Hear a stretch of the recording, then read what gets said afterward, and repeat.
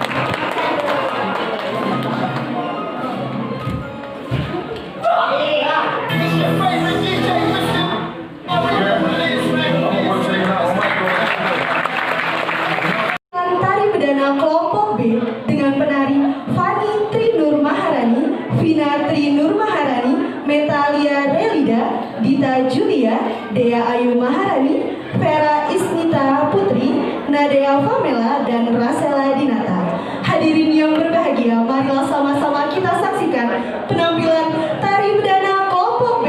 Selamat menyaksikan. Oh ya.